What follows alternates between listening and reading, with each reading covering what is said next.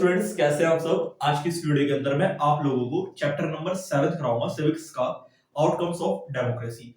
मे भी शायद ये आपका आखिरी चैप्टर होगा सिविक्स का, बिकॉज ऑफ क्लास 10th के बाद से एसटी हट जाती है। कुछ मेरे भाई ह्यूमैनिटीज लेंगे यानी कि आर्ट्स लेंगे, उनके साथ चलेगी, बाकी तो भैया आपका ये लास्ट चैप्टर है। लास्ट चैप्टर को बहुत शानदार तरीके से करेंगे, बिलीव मी। चारों चैप्टर में सबसे आसान चैप्टर है। इस चैप्टर की पता है खासियत क्या है? 6 से लेकर के 10 तक आपने जितनी भी सिविक्स पढ़ी है, यानी जितनी भी आपने पॉलिटिकल साइंस पढ़ी है ना, उसके अंदर एक ही चीज चलती थी, वो होती थी डेमोक्रेसी। ठीक है, डेमोक्रेसी से आपने क्या क्या चीजें सीखी, वो सारी चीजें इसके अंदर आएंगी। जब 6-7 में पढ़ते थे तो आप रीजंस पूछा करते थे कि ऐसा क्यों हो रहा है, ऐसा क्यों होता है। ठीक है ना, वो सारी चीजें इस चैप्टर में हम पढ़ेंगे। बहुत मजा आने वाला है। एक एक चीज के हम नोट्स बनाएंगे। जैसे कि आप लोगों को पता है कि हमारे चैनल के ऊपर रिविजनरी वीडियोस बहुत सारी आ चुकी हैं। हमने सिविक्स की बना रहे हैं, साथ में हमने इकोनॉमिक्स की अपलोड कर दी है। ठीक है, क्लास 10th की आपको हमारे चैनल के ऊपर ज्योग्राफी की मिल जाएगी, बहुत सारी वीडियोस मिल जाएगी। और अगर आप सपोर्ट बना के रखोगे तो एग्जाम तक आते आते आपको बहुत सारे क्वेश्चंस भी आपको ला के दूंगा। ठीक है, बस सपोर्ट रखना। तो आओ यार शुरू करते हैं बिना सबसे पहला क्वेश्चन क्या है? Democracy is better form of government, यानी कि डेमोक्रेसी क्या है? गवर्नमेंट की सबसे बेटर फॉर्म है, सबसे बढ़िया तरीका है गवर्नमेंट को चलाने का, वो है डेमोक्रेसी। वैसे मैं मान के चलता हूँ 99.99% आपको डेमोक्रेसी का मीनिंग पता है, बट बाय चांस नहीं पता ना, तो पहले बता देता हूँ। डेमोक्रेसी का सिंपल सा मतलब होता है एक ऐसी गवर्नमेंट या फिर एक ऐसी कंट्री जिसके अंदर जो भी बंदा वोट देता है उसके वोट्स इक्वल होते हैं। पहली बात, सारे के सारे लोग इक्वल होते हैं, चाहे वो अमीर है गरीब है, कोई भी जात का, कोई भी धर्म का है, चाहे वो मेल है या फीमेल है, बस 18 प्लस होना चाहिए। तो वो क्या होता है डेमोक्रेसी, और वो क्या कर सकता है अपनी गवर्नमेंट को चूज कर सकता है। जैसे कि हमारा हिंदुस्तान, इंडिया के अंदर हर कुछ साल बाद, हर 5 साल बाद इलेक्शंस होते हैं और आप क्या करते हो, गवर्नमेंट को चूज करते हो। तो ये सबसे अच्छा एग्जांपल है किसका? डेमोक्रेसी का। तो डेमोक्रेसी बढ़िया क्यों है? ठीक है, तो उसको पढ़ेंगे। देखो, पढ़ते ही क्या समझ आया? प्रमोट्स इक्वालिटी अमंग सिटीजंस, यानी कि ये क्या करता है? इक्वालिटी को क्या कर देता है? प्रमोट कर देता है, यानी कि बढ़ा देता है। अगर जहां पे डेमोक्रेसी होगी वहां पे इक्वालिटी बढ़ जाएगी। इक्वालिटी का मतलब क्या होता है? समानता, अमीर के गरीब के बीच में। ठीक है, चाहे वो कोई भी धर्म है, कोई भी जात है, उसकी मेल है फीमेल, हर कोई उसमें इक्वल होता है। पहली बात। Okay, improves quality of decision making. इसमें जो डिसीजन मेकिंग की जो क्वालिटी होती है ना, ये वर्ड को ना हाईलाइट कर लो, जो वो क्या हो जाती है, वो और अच्छी इंप्रूव हो जाती है। बिकॉज इसके अंदर जितने भी डिसीजन लिए जाते हैं ना, वो सोच समझ के और काफी ज्यादा दिमाग लगा के लिए जाते हैं। अगला है इंप्रूव्स डिग्निटी ऑफ इंडिविजुअल, यानी कि लोगों के बीच में डिग्निटी को इंप्रूव कर देता है। Provide a way to rectify correct mistakes. हर 5 साल बाद चुनाव होते हैं, जैसे कि आप लोगों को पता है, यानी कि वोट होते हैं। तो उसमें क्या है, कोई भी सरकार अगर आपको लगता है कि वो ढंग से काम नहीं कर रही, तो आप उसको चेंज कर सकते हो। चेंज कैसे कर सकते हो? उसको वोट मत देना, उसकी जगह आप किसी और को वोट दे देना।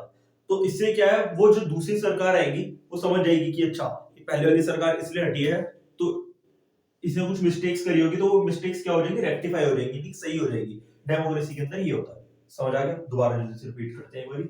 क्या होता है? इक्वालिटी क्या हो जाती है? प्रमोट हो जाती है, बढ़ जाती है। दूसरा, क्वालिटी ऑफ डिसीजन मेकिंग, यानी कि डिसीजन लेने की जो तरीका होता है वो और अच्छा हो जाता है। वो सारे के सारे डिसीजन सोच समझ के लिए जाते हैं, कानून के दायरे में लिए जाते हैं। डिग्निटी जो होती है लोगों के बीच में और अच्छी हो जाती है। मिस्टेक्स जो होती है वो हर कुछ टाइम बाद इंप्रूव होती रहती है डेमोक्रेसी के अंदर। जल्दी से इसे नोट करिए, फिर हम आगे बढ़ेंगे। तो स्टूडेंट्स, जो हमारा सेकंड टॉपिक है वो बहुत ज्यादा इंपॉर्टेंट टॉपिक है, बिकॉज इससे ना एक ही बारी में दो क्वेश्चंस को अलग अलग तरीके से पूछा जाता है। देखो, कोई क्वेश्चन को ना 2 बारी पूछा जाए, 3 बारी पूछा जाए, कोई दिक्कत नहीं है, बट अगर एक ही क्वेश्चन को अलग अलग 2 तरीकों से पूछा जाता है ना, तो वो ज्यादा अच्छा होता है। ध्यान देना, इसके हेडिंग में ये लिखा हुआ है मेथोडोलॉजी ऑफ प्रैक्टिसिंग डेमोक्रेसी। इस हेडिंग को ना 2 तरीके से पूछा जाता है। आंसर यही रहेगा, बट ना वो घुमा के पूछा जाता है। देखो, इसका मीनिंग ये है कि भी अगर कोई, मान लो कोई कंट्री है, वहां पे डेमोक्रेसी नहीं है, तो आप किस तरीके से वहां पर किन प्रैक्टिस के थ्रू उसको ला सकते हो पहले तरीके से। या फिर वो ये पूछेगा भी अगर किसी जगह पे डेमोक्रेसी पहले से ही है, तो वहां के उसके कुछ सिम्टम्स बताइए। तो इस तरीके से वो पूछेगा। ये ज्यादा उत्तर पूछा जा रहा है, इसलिए मेरे हेडिंग के अंदर ये लिखा है। ध्यान देना क्या कहना चाह रहा हूं मैं, कि अगर किसी जगह पे डेमोक्रेसी है तो कैसे पता चलेगा। या फिर अगर आपको किसी जगह पे डेमोक्रेसी लानी है, ठीक है ना, मान लो किसी जगह प्रेसिडेंट हो या प्राइम मिनिस्टर हो, कोई भी कंट्री मान लो अपने आपको, तो कैसे लोगे वहां पे डेमोक्रेसी? ध्यान देना, सबसे पहले कंडक्शन ऑफ इलेक्शन, उस जगह पे इलेक्शन होने चाहिए, और जब वहां पर इलेक्शन हो ना, तो उसके अंदर जो वोटिंग का राइट है वहां की जनता को मिलना चाहिए, तो यानी कि वहां पे डेमोक्रेसी हो सकती है, पहला। दूसरा क्या है? फॉर्मेशन ऑफ पॉलिटिकल पार्टीज, वहां पर पार्टीज को फॉर्म करो। पॉलिटिकल पार्टीज आपको मैंने सिविक्स के चैप्टर 6 में पढ़वा दिया था, यानी कि पार्टीज फॉर्म करने से क्या होगा, जिससे आपको चॉइस मिल जाएगी भी हम इस पार्टी को वोट दे, इस पार्टी को वोट दे या फिर इस पार्टी को वोट दे, और वो जो पार्टीज आएंगी वो एकदम कैसी होनी चाहिए, जनता के हित के लिए होनी चाहिए, वो अपने प्रोग्राम्स को आए और आकर जनता के सामने रखे, जिससे वो उनको चूज कर पाए। ठीक है, ये बढ़िया लग रहा है ना?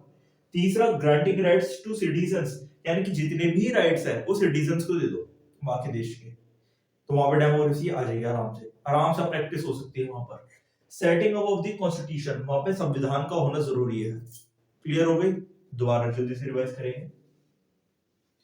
सबसे पहले कंडक्शन ऑफ इलेक्शन, वहां पे इलेक्शन होने चाहिए उस जगह पे।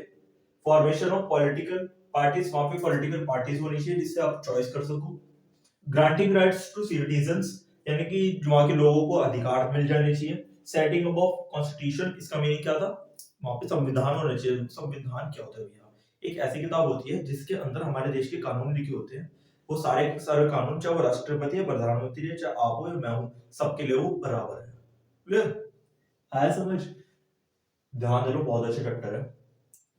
अगला है steps to achieve the best outcome, यानी कि डेमोक्रेसी से फायदा तो बहुत है, बट हमें बेस्ट आउटकम चाहिए, यानी कि बहुत ज्यादा अच्छी तरीके से फायदा चाहिए, यानी कि पीक लेवल का। तो भैया उसको किस तरीके से अचीव करेंगे? देखो, ध्यान देना, वैसे मैंने 2 पॉइंट्स लिखे हैं, इनफ है, आपको समझ आ जाएगा।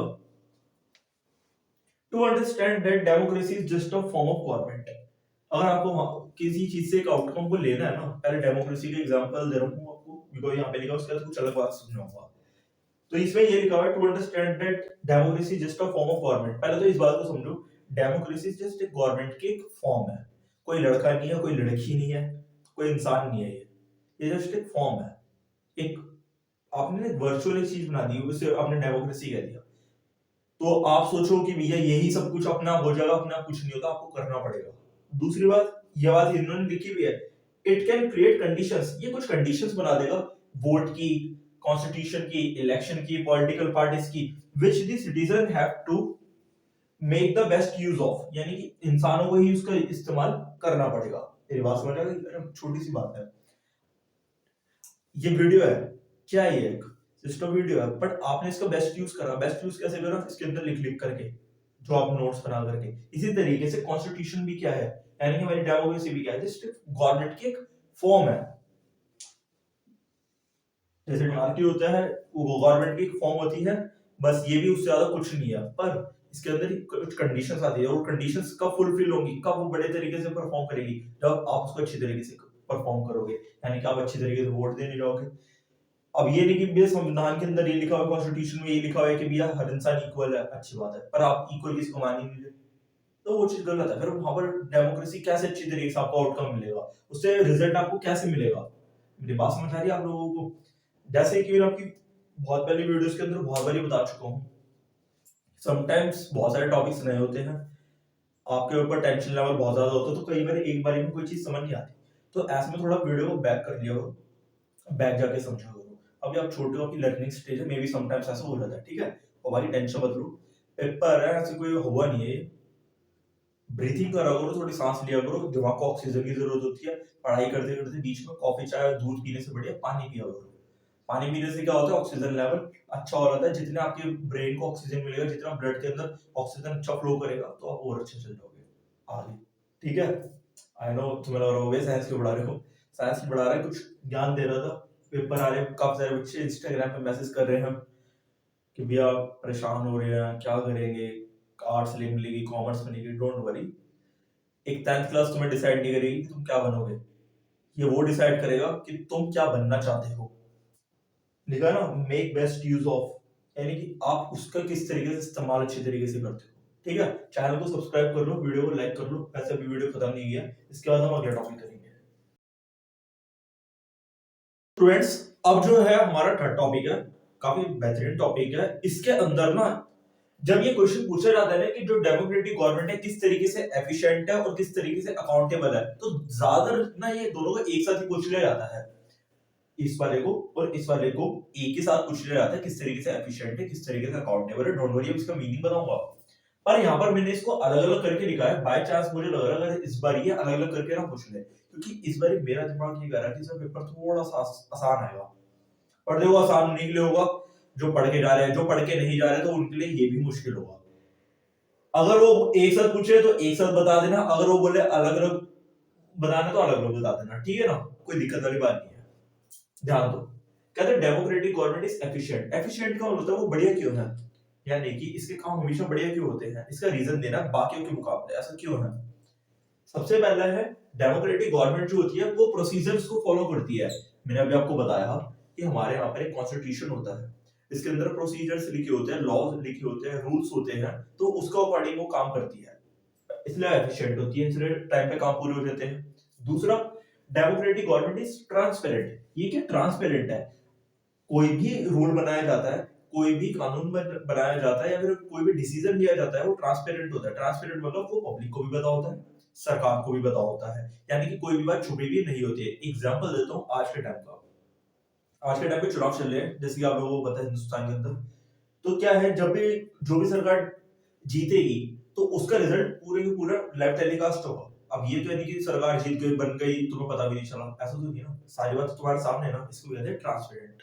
क्लियर, आर पार है, आराम से तुम आर पार देख सकते हो, कोई चीज तुमसे छुपी हुई नहीं है। दूसरा, दस it's decision may be delayed will be acceptable, यानी कि माना कि इसके जो डिसीजंस होते हैं वो डिले हो जाते हैं, डिले मतलब बहुत ज्यादा टाइम लेते हैं, पर वो क्या होते हैं, पब्लिक के लिए एक्सेप्टेबल होते हैं, यानी कि सारी पब्लिक जो होती है उसको एक्सेप्ट करती है, बिकॉज वो इतने अच्छे होते हैं।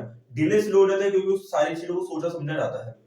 मान लो यूपी के लोग क्या सोचेंगे डिसीजन के बाद, दिल्ली के लोगों के ऊपर क्या इम्पैक्ट पड़ेगा, बहुत सारी चीजें होती है, उनको सोचा जाता है, समझा जाता है, इस वजह से थोड़ा डिले हो जाता है, बट वो क्या हो जाता है, पब्लिकली एक्सेप्टेबल हो जाता है। मेरी बात समझ आई आप लोगों को अच्छी तरीके से? डोंट वरी, अभी रिपीट भी करूंगा।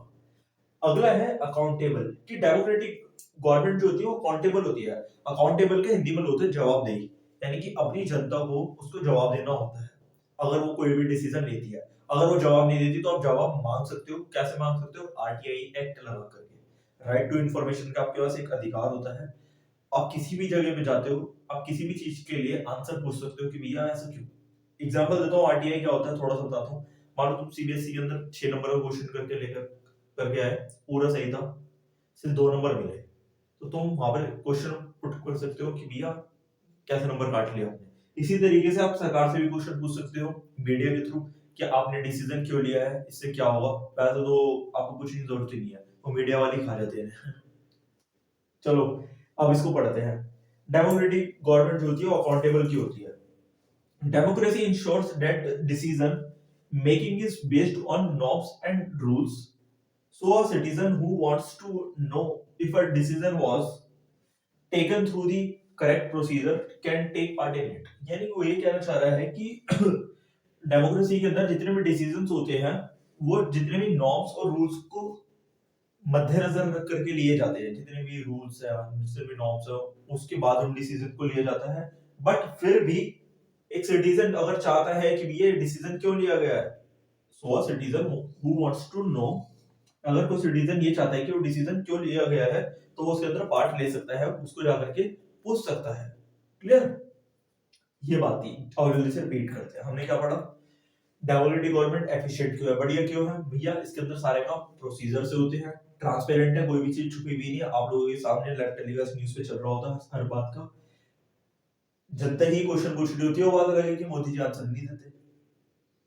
Thus its decision may be delayed will be acceptable, पर इसके जो डिसीजन होते हैं वो डिले होते हैं, टाइम लेते हैं डेमोक्रेसी के अंदर, बिकॉज सारी चीजों को सोच समझ के लिया जाता है डिसीजन, बट वो एक्सेप्टेबल होते हैं, पब्लिक के एडवांटेज ही होता है उसके अंदर कहीं ना कहीं। अगला है वो अकाउंटेबल किस तरीके से है डेमोक्रेसी। ये सारे के सारे डिसीजन जो होते हैं रूल्स के अंडर लिए जाते हैं। आप बोलोगे सेम सेम है, नहीं, इसके अंदर बात है एफिशिएंट क्यों है, इसके अंदर आंसर की बात चल रही है। अगर आपको लग रहा है कि रूल के अंदर नहीं है, कोई बात अलग है, तो आप जाइए सरकार से क्वेश्चन पूछ सकते हो। बहुत सारे माध्यम है, ट्विटर है, यूट्यूब पे आप वीडियो बना सकते हो, आप न्यूज वालों को अपने क्वेश्चन रख सकते हो, आप अखबार के अंदर लिख सकते हो, बहुत सारे तरीके हैं। तो अकाउंटेबल का मतलब क्या होता है, जवाबदेही। अब आंसरेबल है गवर्नमेंट टू पब्लिक। ठीक है, जल्दी से नोट करिए, फिर हम करेंगे इसका नेक्स्ट टॉपिक। ज्यादा नहीं है, एक दो टॉपिक्स हो रहे हैं, फिर चैप्टर खत्म हो जाएगा। तो स्टूडेंट्स, अब हम करेंगे अपनी वीडियो का एंड। अभी दो टॉपिक अभी बाकी है और उसके बाद एक छोटा सा टॉपिक है, मैं उसको ओरली बता दूंगा, पेपर में बहुत कम पूछा जाता है, बट तुम्हें आना चाहिए। अगला जो हमारा टॉपिक है, जैसे कि आप इसकी हेडिंग देख ही सकते हो, यहाँ पर बहुत बारी पूछा गया है, बिलीव मी। देखो, डेमोक्रेटिक गवर्नमेंट जो होती है ना, वो पब्लिक ऑन गवर्नमेंट है। पब्लिक ऑन गवर्नमेंट का मीनिंग होता है यानी कि इसे पब्लिक ने बनाया है, ठीक है ना, पब्लिक की है ये गवर्नमेंट। यानी मोदी सरकार किसकी है, अगर देख रहे हैं सब बोलते भी मोदी जी की, मोदी जी की, पर हम नहीं कहते ये हमारी सरकार है। तो इसे चूज किसने करा है, हमने करा है, पहली बार। Popular support for democratic government in both democratic and non democratic countries है, ठीक है ना। एक मिनट, इसको प्लीज थोड़ा सा चेंज करूंगा आप लोगों के लिए। तो ये कहना चाह रहा है कि डेमोक्रेटिक गवर्नमेंट कहीं की भी है, उसको हर जगह से सपोर्ट मिलेगा, चाहे वो कंट्री के अंदर डेमोक्रेसी है या फिर नहीं है, वो कंट्री डेमोक्रेटिक है या फिर नॉन डेमोक्रेटिक है, ठीक है। जैसे कि हमारे हिंदुस्तान है, और आप वो नोटिस करो ना, हिंदुस्तान को हर कंट्री सपोर्ट कर रही है, यही तो रीजन है। वो हमारी सरकार को हमने चुना है, उनको पता है कि भैया इनके पास इनकी पब्लिक का सपोर्ट है, तो इस रीजन से। अगला है, people can challenge it in the judiciary. अगर कोई डेमोक्रेटिक गवर्नमेंट है, जैसे कि अगर हमारी ही गवर्नमेंट की बात करो, अगर उस आपको लगता है कि भैया उन्होंने कॉन्स्टिट्यूशन के खिलाफ जाकर के कोई स्टेप ले लिया है, यानी कि अपोज जाके स्टेप लिया है, तो आप उसको चैलेंज कर सकते हो कहाँ पे, जुडिशरी में, यानी कि न्यायालय के अंदर, कोर्ट वगैरह के अंदर। जी हाँ, आपको इवन ये तक राइट है। अच्छी तरीके से समझ आ गया, डोंट वरी, ये भी रिपीट करूंगा मैं आप लोगों के लिए। अगला है कि वहां पर अक्सर ये पूछा जाता है कि डेमोक्रेसी और इकोनॉमिक डेवलपमेंट के बीच में एक रिलेशन बताओ, या फिर इसकी वजह से, डेमोक्रेसी की वजह से इकोनॉमिक डेवलपमेंट के ऊपर क्या क्या चेंजेस आए हैं। दो तरीके से पूछा जाता है, दूसरी वाला जो बताया था ज्यादा पूछते हैं, ठीक है। देखो, एक सच्ची बात बताऊं तुम्हें, डेमोक्रेसी के बिल्कुल, जो डेमोक्रेसी का सबसे सिंपल सा मीनिंग जो अभी आपको स्टार्टिंग में बताया था, वो ये था कि आप वोट दे सकते हैं, हर बंदा इक्वल है, सबकी वोट की वैल्यू इतनी है, इक्वालिटी है। पर एक सच्ची बात बताऊं, इकोनॉमिक डेवलपमेंट इसकी वजह से बिल्कुल भी नहीं हुआ। जी हाँ, यही लिखा हुआ है, it doesn't guarantee economic development, यानी कि इकोनॉमिक डेवलपमेंट की कोई इसके अंदर गारंटी नहीं होती है। डिक्टेटरशिप जो कंट्रीब्यूट करता है,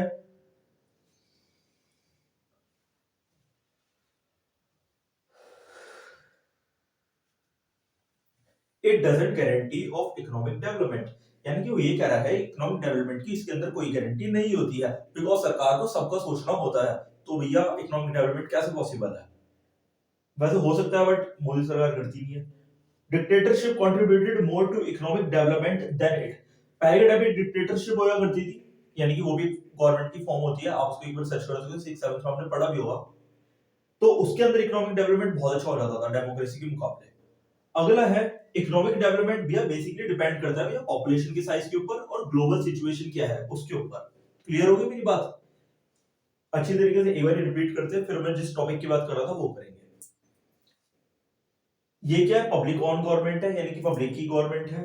डेमोक्रेटिक गवर्नमेंट की भी हर जगह सपोर्ट मिलता है उसको, चाहे वो कंट्री डेमोक्रेटिक है या फिर नॉन डेमोक्रेटिक है। आप किसी डेमोक्रेटिक कंट्री के अंदर रह करके उस सरकार को चैलेंज कर सकते हो, कि कोर्ट में घसीट के लेकर के आ सकते हो अगर उसने किसी स्टेप को गलत ले रखा है। बट इन फ्यूचर अगर आप कभी ऐसा करते हो तो प्लीज एक बार ढंग से देख लेना कि पता चले सरकार सही हो और तुम गलत हो तो पिट रहे हो, ठीक है। अगला आता है कि किस तरीके से डेमोक्रेसी ने इकोनॉमिक डेवलपमेंट के अंदर योगदान दिया है। तो भैया बिल्कुल भी योगदान नहीं दिया, मैं आपको बता दूं। इससे बड़े डिक्टेटरशिप थी, और इकोनॉमिक डेवलपमेंट किसके ऊपर डिपेंड करता है, पॉपुलेशन साइज के ऊपर, ग्लोबल सिचुएशन में। एक नंबर में पूछ लिया जाता है, इसको याद रखना। बच्चों को लगता है कि अच्छा ज्योग्राफी का क्वेश्चन है या इकोनॉमिक्स का क्वेश्चन है, भैया सिविक्स का क्वेश्चन है। इकोनॉमिक डेवलपमेंट किसके ऊपर डिपेंड होता है, पॉपुलेशन साइज के ऊपर, ग्लोबल सिचुएशन के ऊपर। अगला जो मैं आपको बता रहा हूँ टॉपिक, वो ये था कि डेमोक्रेसी का कोई एक रिलेशन बताना है पॉवर्टी के साथ, पॉवर्टी यानी कि गरीबी के साथ। क्या डेमोक्रेसी की वजह से गरीबी के अंदर कुछ चेंज आया? इसका आंसर भी भैया नो है।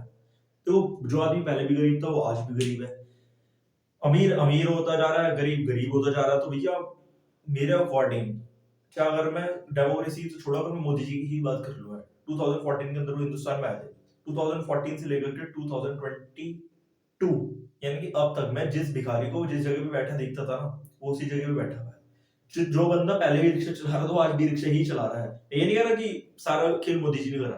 कहने का मतलब ये है कि जो बंदा पहले भी गरीब था वो अभी भी गरीब है, उसके ऊपर कुछ भी फर्क नहीं आया। महंगाई आप देख रहे हो बढ़ती ही जा रही है। ठीक है, मेरी बात को समझो। तो अगली बारी जब आप वोट देने जाओ तो प्लीज सोच समझ के जाना कि किसको वोट देना है। मैं ये नहीं कह रहा किसको देना है, बस सोच समझ के दे करके आना अगली बार से। तो प्लीज वीडियो को लाइक कर लो, चैनल को सब्सक्राइब कर लो। हमने मेरा असिस्ट आपको पूरी अच्छी तरीके से कंप्लीट करवा दी है। अगली जो हमारी किताब होगी वो इंग्लिश की होगी। इंग्लिश के अंदर मैं आप लोगों को पहले पूरी चैप्टर की स्टोरी समझाऊंगा, उसको चैप्टर का ओवरव्यू दूंगा, चैप्टर स्केच समझाऊंगा, थोड़ी वीडियो बड़ी बनेगी और चैप्टर के हाईलाइट कुछ पॉइंट्स करवा दूंगा, जिसे पढ़ते ही आपको पूरा चैप्टर समझ आ जाएगा। पेपर के अंदर नोट करोगे ना, पास हो जाओगे। दूसरा, उसके अंदर मेरी पूरी कोशिश रहेगी, अगर आप चैनल को सब्सक्राइब करवाते हो, दोस्तों से अपने उनको शेयर करते हो, हाँ मुझे लगता है कि आप लोग पढ़ाई कर रहे हो सीरियस होकर के, और बिलीव मी उसके भी मैं क्वेश्चन आंसर्स को लेकर के आऊंगा। बट चैनल को सब्सक्राइब करो, वीडियो को लाइक करो, ठीक है ना, इसके रीच बढ़ाओ, कमेंट करा करो कि आपको नेक्स्ट वीडियो किसके ऊपर चाहिए। Okay bye.